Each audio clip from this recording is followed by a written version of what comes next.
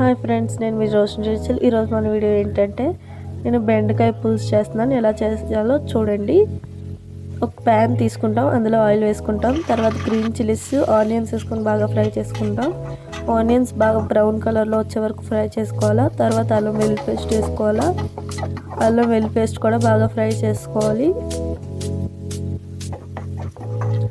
బాగా ఫ్రై అయ్యే వరకు బాగా కలుపుకుంటూ ఉండాలి. తర్వాత బెండకాయలు వేసుకుంటున్నాము.